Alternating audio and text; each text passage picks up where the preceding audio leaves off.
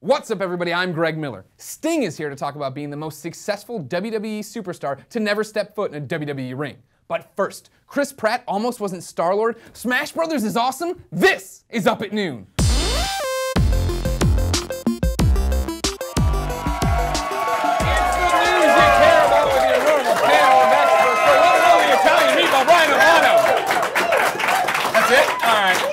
Over here, the producer / seducer, Nick Scorpion.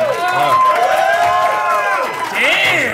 Yes. That's a Nick loving audience. There it is. I paid them all. I threw like air $1. punches, but I don't really know. I've never actually fought anybody like that, so I don't know if that would actually just forget it. I think after 3 years of the show too, I called you Albano. Brian Albino. On that. Captain Lou. Yeah, Captain Lou Albano. Top story. Smash Brothers is out and we're all addicted to it. Love it. It's amazing. Oh my God, is it good? It's the best. Is it that? Now that brings up my point, Brian Altano, Nick Scarpino. Is Smash Brothers Wii U the best Smash Brothers ever? I've only spent a considerable amount of time with Brawl, but I think it's better than Brawl. Okay. I think it's the best. I think to me everything seems more powerful and faster, and I love that. How did you didn't play Melee? Yeah, I was gonna say, how did you I just never got get into I don't know. I was like against it for a while, and then Tim Geddes was like, well, let's do this video series together, and I was like, all right. Started learning how to play it, and I'm like, this is a legal version of crack. Yeah. This is crack. Like, you know it's crack because you're playing it. Like the other day we were at your house playing it, right? And after the 80th match, we do hang out actually. Spoilers. Your vision starts to blur, and you're not winning anymore. You're actually getting worse as the day goes on. Greg starts winning, you know it's time to quit. Hey! So that's the alcohol. But it's amazing, and you just want to keep playing. You just want to keep playing. I think of it like Melee is Die Hard, Brawl is Die Hard 2, and Super Smash Brothers for Wii U is Die Hard with a Vengeance. Where a lot of people like me think that the first Die Hard and the third Die Hard are just as good. Yeah. No. Awesome. I'm not alone on this. A lot of people being Chris Abbott. The two but of you are most people wrong. agree that Die Hard 2 is not the best of the original. It's not the best. Sure. So I think it's like that. The new Smash Brothers is awesome because I feel like it's one of those games where you can get really angry playing it, and it's okay because it's not like you're not murdering people. So it's not like Call of Duty when you're like, oh, kill you, like you might. Right. But when you're playing Brawl, it's just like, oh, it's cool. Like I was playing Brawl this morning in the office, and I yelled to Jose Otero, I want to beat your face in with a shovel. Wow. And he laughed. Because it's like, I wouldn't actually do that. That's just a nice cuddly thing to say to someone on a Wednesday. Now when he's dead due to a shovel beating, this will be Exhibit A on the Brian. I just admitted the weirdest crime. I think it's the best. I think it's the best Smash so far. I love 8-player, which I really didn't expect to do. I didn't expect to like that either. It's so much fun to sit down and play with so many people. What I want to know is everybody's main. Mine, of course, Blue Tunic Link. Really? Yeah. Or just Link. No, Blue Tunic Link. Or just Wait, yeah, Blue Toon Link? Tunic. Oh, he's wearing his blue outfit. He's in blue. Got it. Adult Link in his blue outfit. You don't like the Kid Link? No. Why not? It's like a and I don't want to deal with it. Just saying, in terms of things I want to fight as. We have been doing this show for 3 years, and that's somehow worse than anything I've ever said. We've never done anything that bad. Ladies and gentlemen at home, fill in what the giant bleep was. What did I say? It probably isn't what you think. It's definitely not what you think. I love Pit. Pit's my go-to. Well, you're cheap with Pit. You sit on the side and you do the crazy arrows that come That's what everyone does with Pit. Just you, I think. Maybe, I don't know. I've never seen anyone else. You've trained other people. No one has the balls to play with Pit but me, apparently. Okay. But one of my bad memories, though, because you sent out that list beforehand, like what are some of your good bad memories? I unlocked Dark Pit. Not as good. Didn't like him as much, sadly. Not as annoying to use with the arrows. So you only want to annoy people. You want to troll people. I want to confuse and befuddle people. That's my strategy when it comes to Smash. Okay. I don't want to win. I just want everyone else to not enjoy the game while I'm playing. Oh, mission accomplished. Yeah. Brian, Oh, so you're the worst. Yes, Got pretty it. much. Brian, what's your character? Rob the Robot. Rob the Robot? Yeah. Another one you don't see often. No one plays as Rob the Robot. I like him a lot. He's like he's kind of like Link meets ODB. He's got this kind of like goofy, swagger, drunken master style to him, and he's really funny. He's got this laser he charges, and once he shoots it, he gets really tired. So I can relate to that. Exhaustion after physical exertion is something I can identify with. Right. We're just expelling yourself and then being tired. I know it well. Just talking right now, I just want to go to bed. All right, well, we'll get through this. Crawl under the desk. It's fine. Speaking of going to bed, Mini Greg way, Ubisoft's trying to put hackers and pirators to bed.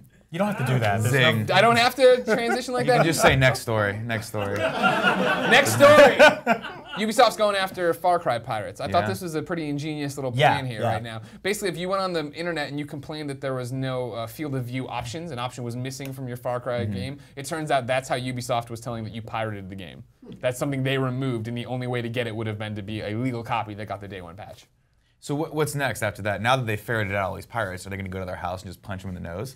What's going on? That's with the this big stuff? thing. Is really it's just like, aha, see, you're a dick, and like the pirates are like, yeah, can you give me the field of view? Can I like get the I badge? There's really not much else to I think do it's funny here. because it's like if you went back to a bank with like dollar bills that were covered in the ink dye that pack. blows up when Yeah. you steal money from a bank. You're like, can you wash this ink off? And they're like, no, you're a robber.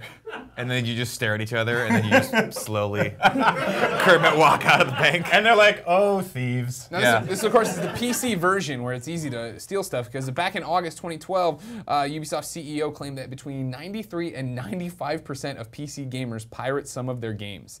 They later then went back and said this is for big games. Yeah. So I guess Gone Home isn't getting pirated left and right. No, But you're Assassin's safe Creed. there. 95%. Yeah. Some of their games, though. That's important to know. Sure. They're not every game, but yeah, that's insane.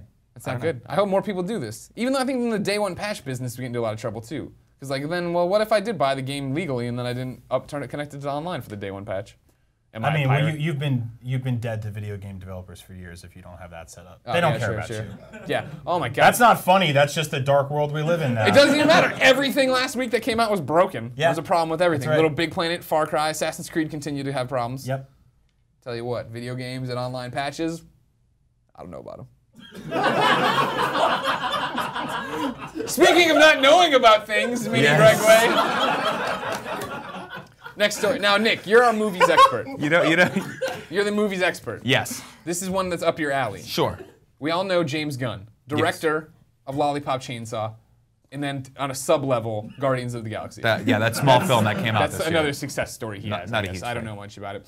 He was talking to GQ magazine and said that basically Chris Pratt was Star-Lord, of course. We all love Chris Pratt, amazing job. human being, hot. Outside of that, though, it turns out that It's Always Sunny in Philadelphia and Fargo's Glenn Howerton was this close to being Star-Lord as well. Why the hell would you, as the director of a successful franchise with a guy who everybody loves, come out and tell who was like this close? Why rub salt in the wound of being like that? That's horrible. No, I don't know. Because that's I mean, this is a huge career changer for Chris Pratt, who already had notability from being on TV, but Sure. this is a big mega franchise that he is now like helming Yeah. from an acting perspective. I don't know. I mean, that is maybe he said it to say like, hey, this guy's also fantastic. It was a very close race, and Sure. like, everyone should know that this guy's cool. But at the same time, it's like, what's the old saying? Second place is just the first loser. Yeah, that's Yeah. what they call it. Yeah, that's It's just, like that sucks. if I called my ex-girlfriend after I got married and I was like, this was almost you. Yeah. Oh, you were this close. She'd probably be like, thanks. What's wrong with you? Just like, Like I didn't do that. yeah. Yo, Facebook, Pratt. I'm happier than I've ever been. It's hard though. It's hard when you hear those things though. It's like you hear the old like who could have been Indiana Jones. It was almost Tom Selleck, right? Sure. or like what's the name? Eric Stoltz was almost. But He was those in are- half of. Well, he the, was. Yeah, he was. Those are always like Back 10 to the years Future. later. Exactly, that's what I'm That's thinking. true. This But- is still the iron is hot. Strong. It's like it's impossible to imagine Guardians of the Galaxy now because I love that movie without Chris Pratt. He's Right. just such a pivotal part of that. Well, it's funny I think because it when they could've put up worked. the photo of Glenn from It's Always Sunny in Philadelphia, a show I love, he's such a little scrawny dude. That's how I've known him forever. And I was like, well, he could never be Star-Lord. But then I think back to when Chris Pratt was a proud member of Team Fat. Oh, yeah. And then he gave up on that like a quitter does. was a and then now he's all six packs and well, these things. let's be honest. What are What's those things? I don't know. what's your price? Quabs, I think they're called. Quabs? Quabs. He's working his quabs out Calling there. it. What's your price Pleats. point to get yacked out? What would it get take to yacked get out. you to quit Team Fat? See, it's not, well, am I going to be in a movie? I'm going to be a superhero? Someone comes to you and says you're going to be Superboy. Batista's character. Being I on forgot camera the 10 character's name hours is. a day didn't get him to quit. That's true. But these cameras don't count. They're barely cameras. If you can't, like, this was always my problem with Barely a studio. Hemsworth. With I'm sitting on a Avengers. sandbag right now, for Christ's sake. So far up my ass I can taste it. Hemsworth in Avengers, right, was all like, oh yeah, I don't want. Oh, it sucks that I've got to keep eating yolk sandwiches or whatever the hell he has to do to, keep getting yoked. That's why they call. Oh, is that why they call it yoked? Because you eat egg yolks to get yolks? I thought the always yolk thought was it the worst part of the egg. I thought it was yolked as in like you're like a big strong like bowl and they put a yolk right next to you. I thought I made up a fitness term. What? But no. A yolk that if you put you're around getting, like if you're getting $100,000 for one movie to play a childhood dream, and then the sequel you're gonna get probably $1 million. Yeah, I would, and I had a personal trainer, and that's all I did. They were like, be fine. all we have to be able to do is see your abs Yeah. for $1 million. I would be like, you're photoshopping me in a space. Can you get rid of this too? I would just want to be like 2 to 3 inches taller. Like, make me look a little taller than everyone else, and I'll do it for free. They can do that. You've seen those high heels that Robert Downey Jr. wears, right? And he does. He wears those platforms, which my wife hates. She's like, why does he keep doing that? I'm like, I don't know. To be taller. You don't understand. Big, strong guys are tall. Speaking of big, strong guys, Greg Way, my next guest is a really big, really strong guy. Ladies and gentlemen, put your hands together for WWE's Sting.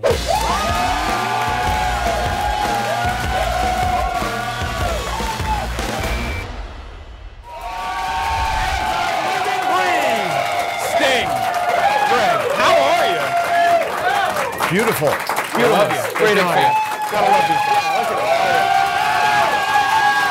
Yeah. This is my kind of audience. Yeah. I don't hear any howls though. Woo! How about one of those? Okay, good. Yeah. They're there. They like, they're there for you. Yeah. Yeah. All right, so at what point in your career were you just like, why did I ever start putting on makeup? Man, you know, real early on, actually. Because in the early day, you know, we were doing TV after TV after TV, interview after interview, and you know, we're like 2 or 3 TVs in a row, so you had to have like new tights, new colors, new paint, everything was new. So take it on, take it off, take it on, take it off. It was, you know, it's like, why did I do this? You know? But you ever think about changing it, or was it just too late at that point? That's what you're known as. Yeah, I mean, it's the action figures go better like that, you know. The painted face action figure is better. That was I remember one of my first introductions to you. I went to a friend's house and I picked up this action figure and I said, "Who is this?" And they said, "That's Sting." You said what? Who is this? I don't. And they said, "Oh, he was with WCW," and I tossed it down and went, "Ugh." I am a WWE man. Hulk Hogan, Macho Man, they'll never leave. Well, you know what? I am a WWE man now myself. Oh, I know, I know. Am I cool now? We've or? come full circle. It's okay. Come here. It's okay. No, now we're in a really good spot. Now we're in a really good spot together. What has that journey been like for you? Like, I mean, when WCW was going head to head with WWE, did you expect one day, like, okay, this is fun and it's great for TV and everything, but like, everybody goes everywhere? Oh, I mean, you mean the jumping ship back and forth stuff going on? I mean, did I think it was going to end on top of that? Yeah. I mean, absolutely not. I mean, one day we're second-class citizens, and then suddenly we wake up and we're being bought, we're gone. I mean, second-class citizens to first-class citizens, and then we're gone. You know? I mean, the whole story is just kind of tragic, actually. Sure. Good now. Yeah, of course. The outcome, you know, ultimately is a good one. How long, I mean, did it take for it to get good, do you think? I mean, for you, like, right? Because, I mean, WCW, you were WCW. You were the face of WCW. For a lot of years, I was. Yeah. Yeah, and I saw a lot of my friends leave. You know, the grass was always greener on the other side. Yeah. Of course, then by the time Nitro hit and, you know, WCW became what it became, we had a lot of those guys jumping ship and coming our way. Yeah. But who gets the last laugh, you know? You're in WWE Hey, 2K15. I like that. Very good. I mean, so catch me up on that, I guess. It seems like when WCW becomes part of WWE, you don't become part of it. No. You march to your own beat, you leave. Well, yes and no. I mean, I had a contract that was not assumable to anyone other than another Ted Turner entity at the time.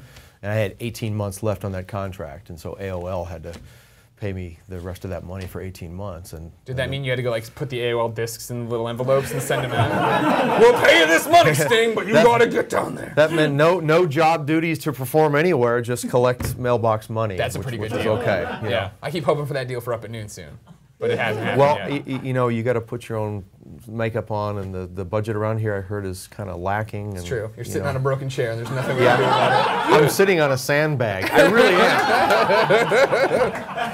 The fourth wall.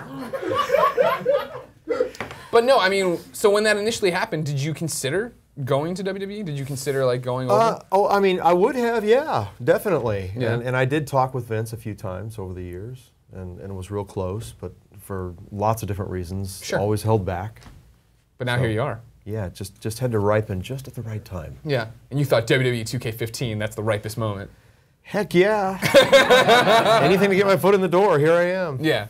So, I mean, what has it meant for you the way, I guess the WWE Universe is like stuck by you, right? Like Sting is, you're always the guy everybody calls for. Whether it be they were wanting you to end Taker's streak years ago, whether it's that they want you to pop up now. The Cena, last week was like getting ready to announce the Survivor Series team, and people are like, I hope it's Sting. Like, there's a lot of pressure on you, man. That just blows my mind. It really does. I'm actually, it warms my heart. Yeah. To know that WWE fans feel the way they do, because in the beginning, for years, it was this side and it was that side, Yeah. and loyalty here and loyalty there, and what I'm learning is wrestling fans just love wrestling. Period. I mean, that's why they were going back and forth years ago. So I'm just glad to be here. Yeah, I bet. So then what, I mean... Yeah, I bet. Yeah. I mean, who wouldn't be happy to be here on Up at Noon with Greg Miller? The #1 show. On a sandbag. Awesome. I don't even have water. My gosh. I got this little bit in here. That's any all I kind need. of cooties or anything No, here? I'm totally healthy. What's Look at that on me. your lip?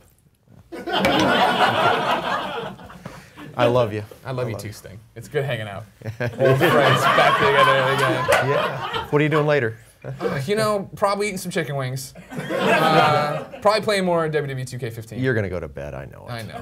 That's what I do. They only break me out and put me in the suit for these interviews. Otherwise, totally stasis chamber. So I mean, it's great. You're in the video game. Everybody's having. I don't have cooties. You'll be fine. You used to roll around in puddles of blood. You're worried about draining my cup. Regular blood tests. I'm clean, man. I mean, so when are we honestly going to get you back in the ring? It's time for you to get to the WWE ring. I'm going to give the same answer I keep giving. I mean, my goal is WrestleMania. My goal was actually WrestleMania 30. 31 is coming up. Yeah. So, I mean, hopefully. I'm going. Yeah? Yeah. What if I'm not there? Will you still go? No, I'll boycott. That's what I like to hear. No, I'm just kidding. Yeah. That was selfish of me, wasn't it? No. No. It's what you need to do. You got to be shamelessly self-promoting. Yeah. Well, I'm shamelessly saying that I would love to wrestle at WrestleMania. Who do you want to wrestle? Come on. Just say it. Taker. Oh, Taker. God damn, I say. I don't know if that's going to happen. I really don't know if it's going to happen. So, I mean, there's lots of guys that would be, Yeah. Triple H, Steve Austin. I remember him. Yeah? Yeah. Stone Cold? Yeah. Had some good matches with him in the past. I know. Love to work with him one more time. That'd be, yeah. Yeah? Okay. I like this. Triple H, kind of my generation, that would be a good one. Yeah, but he's like all business now. Yeah. He's got a family to think of. Suit and tie. Yeah. One of those guys. Yeah, exactly. He's a suit. I could take him now. Yeah, but he's got it in his blood, though. Yeah. Is that the thing you think? Is it ever possible to really retire from wrestling? Is it always in your blood? What I found out is most of the guys that do retire end up coming back, so no one really officially retires. That's why I've never really officially retired. Yeah. I don't want to do that. No. The wrestler, retirement, it's just not real. So you're just gonna go till you can't go anymore. I don't want to embarrass myself. Sure. But I just want one more. I think I have enough left in my tank for one more big match. That's it. One more big match. Sting, don't sell yourself short, bud. Well, one more. Okay. One more. I'm not selling myself short. I'm just being realistic. Do we need to tweet at Vince McMahon to make this happen? How do we make this happen for you? Whatever you got to do. All right, every tweet at Vince McMahon. We're putting the message up here. Tweet it out there. Yeah. Let's Sting wrestle at WrestleMania. Or else. Cheers. Cheers. Now you know, WWE Universe loves you. Up at Noon fans love you too. I wrote in, I said, hey, on Twitter. I don't know how to use Twitter, so I wrote into Twitter. And I was like, give me questions here for the Stinger, all right? Pass. At Rochi Kong says, what the hell? Thoughts on your incredible wars with Vader and Cactus Jack? Thoughts? Yeah. Well, you know what? I saw Vader last week or a week or two ago in New York. It was good to see him again. Reminiscing and remembering some of the great matches I had with him. He was truly like one of the great big men, I believe. And, oh, sure. And really kind of unsung hero kind of guy, you know. I mean, a guy at 400 pounds doing a moonsault off the top rope is that's pretty amazing to me. And I just had really good matches with him, good chemistry with him, and it was good to see him. Yeah. A few weeks ago. Yeah. He you know, a lot of people look at like The Rock, right? And like, oh, it's so glad he's doing movies. And then they'll always be like, you know, Hogan started all that. Vader started it by being on Boy Meets World. Never forget. No. I actually started it on Thunder in Paradise with Hulk Hogan. Yeah. Again, that's when you were the enemy, so I'm not really briefed on that. There had to be lines in the sand, Sting. I couldn't just be jumping back and forth. I understand, but the line is gone now. Well, there's too much content on the WWE Network. Only $9.99 for me to catch up on everything and know. How much was it? $9.99. It's free this month for new subscribers, of course. Don't worry about that part. That's right, free. Maybe you can afford it now.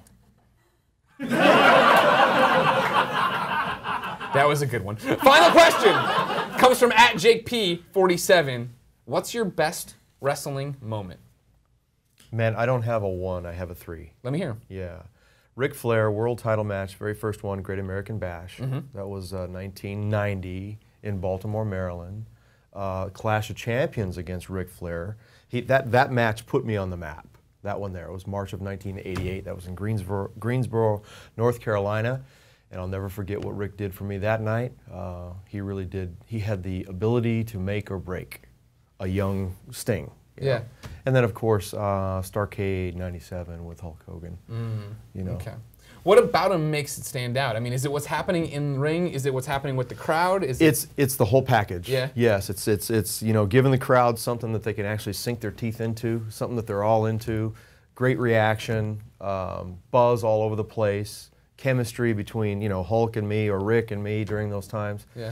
Oh, you can't. I mean, you just can't put you can't describe it really. You know. I mean, I can't describe it, but I kind of feel it like with our chemistry.